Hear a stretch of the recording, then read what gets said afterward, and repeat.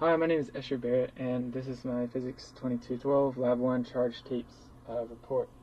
So the purpose of this lab was to pair charged pieces of tape, observe their interactions with other charged tapes and other objects, and then determine the excess charge on one piece of tape.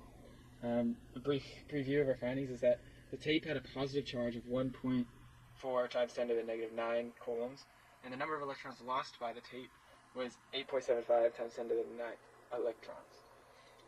So the fundamental principles we used in this lab, first up the electric force, which is just the force of attraction or repulsion between two charges, Q1 and Q2, and over the distance r. And then Newton's second law, which is just net force of an object is the change of momentum divided by the change of time. Pretty standard. And the force of gravity, which is just gravitational force near the Earth's surface, which is the mass times the gravitational constant in the negative j hat direction or the negative y direction. Yeah, and so the procedure for this lab, first we created charged tapes by sticking one tape to the table, and we stuck another tape on top of that, and then pulled it off real quick, charging the tape that we pulled off. And then we repeated for the second tape, and then we observed the interactions between those two, and we observed their interactions with other objects. And we placed one charged tape on top of two objects so that the middle of the tape is suspended, just like the picture down at the bottom right.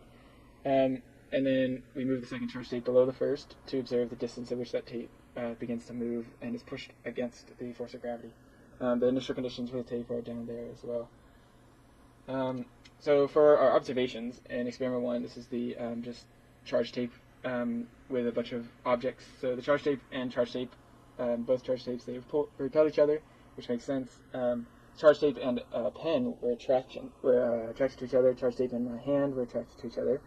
So we know that the pen is negatively charged because when we rubbed it against clothing, the pen steals electrons from the clothing. Therefore, due to our interactions, we conclude that the charged tape is therefore positive because they attract in. In experiment 2, this is the one with the suspended tape. The separation distance we found to be 3 millimeters is when the suspended tape moved upwards from the held tape close to the suspended tape. So the calculations for this lab then. First, the repulsion of the held tape and the suspended tape. Since the tape is not moving, we assume that the F net is 0. So that means that the force of gravity and the electric force are equal to each other, just like in this free body diagram at the top right there. So to find the electric force, we just needed to find the force of gravity and then take the magnitude of that, which we found out to be 0.00196 in the y direction. The charge of the charged tape. Since both tapes have the same charge, we can combine the charges in the electric force equation to rearrange it so that we have the magnitude of Q is the square root of the electric force times the magnitude of R squared over Coulomb's constant, which then we found to be 1.4 e to the negative 9 coulombs. The number of excess electrons is therefore just the charge divided by the charge of one electron, which then we found to be 8.75 times 10 to the 9th. And finally, the ratio of excess electrons to atoms would just be the electrons we just found, number divided by the amount of atoms that we originally found by multiplying the length and the width of the tape, and then dividing that by the number of atoms. So that we found to be that there's one electron per 2.18 times 10 to the negative 8 atoms.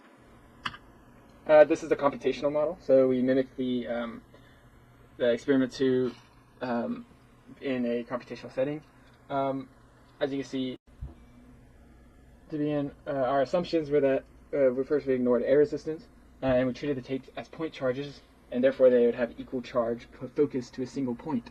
And you can see that modeled at the top right there, with the tape that was suspended being in red, and the tape that is held in blue, and the equal forces of gravity and electric acting on the suspended tape.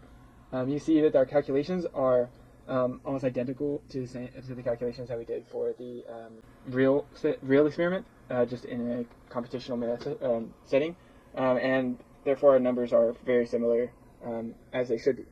Finally, for discussion, what if the electrons had a positive charge, protons had a negative charge? So if this magically happened, this would cause the once positively charged tape to become negatively charged, meaning that its electric field would now point towards it rather than away from it.